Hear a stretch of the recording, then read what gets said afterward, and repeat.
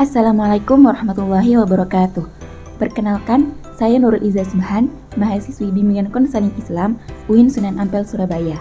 Di video kali ini, saya akan memaparkan sebuah pendekatan dalam konseling, yaitu konseling spiritual. Yang pertama, pengertian dari konseling spiritual. Konseling spiritual adalah pengembangan keterampilan interpersonal konselor untuk membantu individu dalam mengungkap berbagai respon diri, baik secara fisik, emosi, dan spiritual secara menyeluruh, agar konseling mampu menemukan dirinya kembali melalui berbagai respon tersebut ke arah diri yang lebih luhur. Selanjutnya, tujuan dari konseling spiritual. Tujuan konseling spiritual bahwa dimensi spiritual dalam konseling membutuhkan dedikasi seorang konselor dalam kepedulian peningkatan kapasitas diri akan tujuan dan misi dalam konseling. Pernyataan ini sebenarnya bukan hanya membahas bagaimana tujuan konseling spiritual semata, tetapi pada kebutuhan keterampilan yang harus dimiliki oleh seorang konselor. Sebenarnya, ketika terjadi transaksi antara masalah dan solusi pada proses konseling, setiap individu atau konseli sebenarnya telah merasakan adanya suatu keinginan untuk menolong dirinya sendiri dengan memberi suatu alternatif yang dapat menggerakkan badan, perasaan, dan pikirannya bersama-sama untuk menemukan suatu jawaban atas permasalahan yang sedang dihadapi. Nah, apa yang akan terjadi bila seseorang tidak mampu melakukan suatu tindakan untuk dirinya sendiri? Maka, yang menjadi suatu alternatif adalah dia harus dibantu dengan pendekatan spiritual. Untuk itulah, konseling spiritual menjadi alternatif yang efektif dalam kasus seperti ini. Selanjutnya, unsur-unsur dalam konseling spiritual. Ada 3 unsur utama dalam konseling spiritual, yaitu konseli, konselor, dan objek permasalahan. Sebagai ilustrasi kasus, ketika ada seorang klien yang ingin melakukan percobaan bunuh diri, maka konselor dapat mencermati perkembangan keyakinan keagamaan konseli. Suatu cara yang dapat dilaksanakan adalah dengan mengurangi keinginannya untuk berusaha bunuh diri, serta dengan cara menawarkan jalan yang lebih rasional dalam intervensi dengan cara disputing keyakinan konseli dengan menawarkan solusi yang tepat terhadap masalah tersebut. Selanjutnya, model-model dalam konseling spiritual.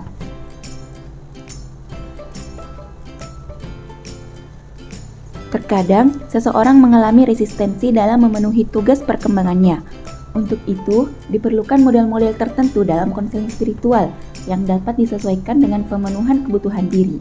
Ada 3 tawaran model yang dapat dijadikan kajian dalam bidang konseling spiritual ini, yaitu yang pertama, model konseling spiritual yang menggabungkan agama dengan berbagai problema yang dihadapi. Yang kedua, model konseling spiritual yang mengacu pada proses dan hasil terapi. Dan yang terakhir, model konseling spiritual yang berfokus pada keyakinan di luar tradisi tertentu. Salah satu model konseling spiritual yang mengacu pada proses dan hasil terapi yang merupakan salah satu model yang sudah saya sebutkan tadi, yaitu terapi mindfulness Islami untuk meningkatkan optimisme seorang mahasiswa. Mindfulness merupakan suatu keterampilan dalam menyikapi pengalaman yang terjadi saat ini dengan baik. Dengan tingkat kesadaran yang tinggi, seseorang akan mampu memahami setiap peristiwa yang terjadi sekarang, tidak memikirkan kejadian masa lalu, serta tidak berlebihan dalam merespon pengalaman saat ini. Mindfulness Islami merupakan hasil dari integrasi konsep mindfulness tadi dengan nilai-nilai Islam di dalamnya. Selanjutnya, tahap dari mindfulness Islami tadi ada 3 tahap. Yang pertama, menyadari pernafasan. Tahap kedua, konseli akan diarahkan dengan melakukan imajinasi untuk menyadari sensasi tubuh serta bersyukur kepada Allah. Tahap ketiga, konseli melibatkan keyakinan kepada Allah atas kondisi yang dialami. Hal ini akan mengubahkan pemikiran individu yang semula negatif dalam menghadapi kesulitan menjadi lebih positif. Selanjutnya, seperti yang sudah disebutkan tadi, pada tahap pertama dalam teknik mindfulness Islami adalah menyadari pernafasan. Menyadari pernafasan tersebut masuk dalam aspek kesadaran. Tahap ini dilakukan sama halnya dengan melakukan relaksasi pernafasan, disertai rasa syukur atas nikmat nafas dan kehidupan yang telah diberikan oleh Allah Subhanahu wa Ta'ala. Tujuan dari tahap ini agar individu memperoleh perasaan tenang dan fokus terhadap situasinya saat ini. Tahap menyadari pernafasan pada pelatihan mindfulness telah terbukti mampu membuat seseorang merasa lega, relaks, dan seakan-akan mampu melewati semua masalahnya. Pada tahap kedua, aspek present experience akan diberikan agar individu atau klien ataupun konseli memiliki sikap perhatian dan penghargaan, serta pemikiran yang lebih terbuka dan penuh antusias terhadap seluruh pengalaman hidup saat ini. Individu akan diarahkan dengan melakukan imajinasi untuk menyadari sensasi tubuh serta bersyukur kepada Allah. Selanjutnya, pada tahap ketiga atau pada tahap terakhir, atensi atau kesadaran yang dimiliki akan dibuat menjadi lebih kuat.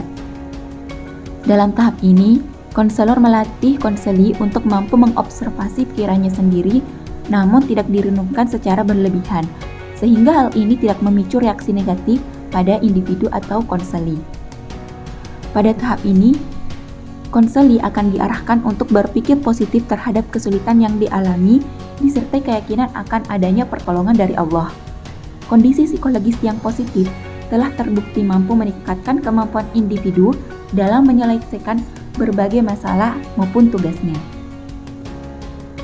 Sekian penjelasan mengenai konseling spiritual dari saya.